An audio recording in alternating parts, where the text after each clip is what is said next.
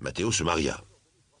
Sa femme Giuseppa lui avait d'abord donné 3 filles, dont il enrageait, et enfin un fils qu'il nomma Fortunato. C'était l'espoir de la famille, l'héritier du nom. Les filles étaient bien mariées. Leur père pouvait compter au besoin sur les poignards et les escopettes de ses gendres. Le fils n'avait que 10 ans, mais il annonçait déjà d'heureuses dispositions. Un certain jour d'automne, Matteo sortit de bonne heure avec sa femme pour aller visiter un de ses troupeaux dans une clairière du maquis.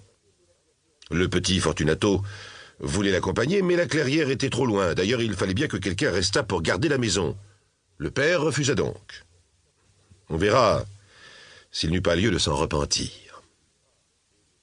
Il était absent depuis quelques heures, et le petit Fortunato était tranquillement étendu au soleil, regardant les montagnes bleues et pensant que le dimanche prochain il irait dîner à la ville chez son oncle le caporal, quand il fut soudainement interrompu dans ses méditations par l'explosion d'une arme à feu.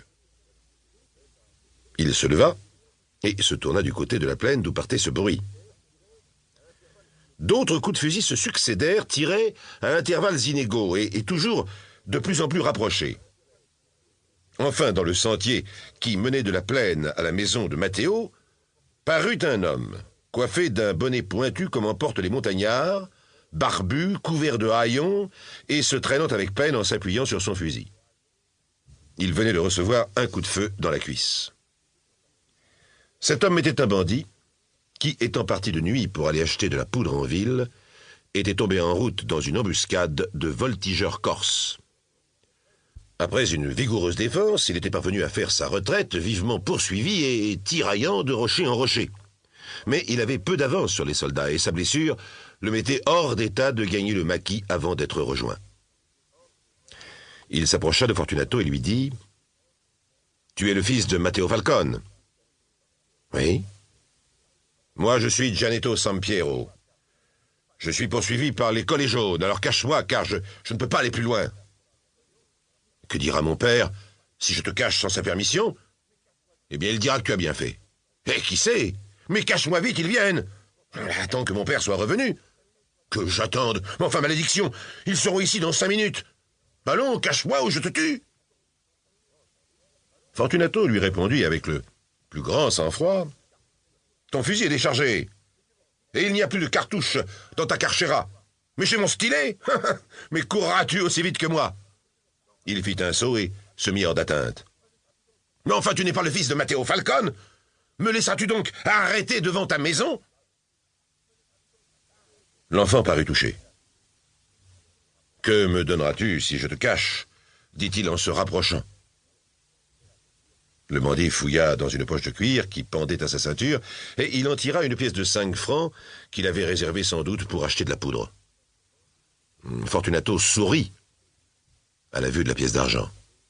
Il s'en saisit, et il dit à Gianetto « Ne crains rien. » Aussitôt, il fit un grand trou dans un tas de foin placé auprès de la maison. Gianetto s'y blottit, et l'enfant le recouvrit de manière à lui laisser un peu d'air pour respirer, sans qu'il fût possible cependant de soupçonner que ce foin cachât un homme. Il s'avisa de plus d'une finesse de sauvage assez ingénieuse.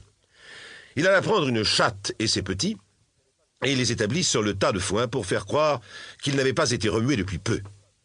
Ensuite, remarquant des traces de sang sur le sentier près de la maison, il les couvrit de poussière avec soin, et, cela fait, il se recoucha au soleil avec la plus grande tranquillité. Quelques minutes après, 6 hommes en uniforme brun à collet jaune et commandés par un adjudant étaient devant la porte de Matteo. Cet adjudant était quelque peu parent de Falcone. On sait qu'en Corse on suit les degrés de parenté beaucoup plus loin qu'ailleurs. Il se nommait Teodoro Gamba. C'était un homme actif, fort redouté des bandits dont il avait déjà traqué plusieurs. « Bonjour, petit cousin, dit-il à Fortunato, en l'abordant. Comme te voilà grandi.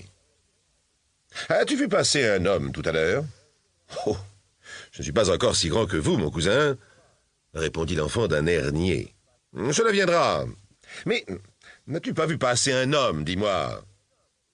Si j'ai vu passer un homme ? Ah oui, un homme avec un bonnet pointu en velours noir et une veste brodée de rouge.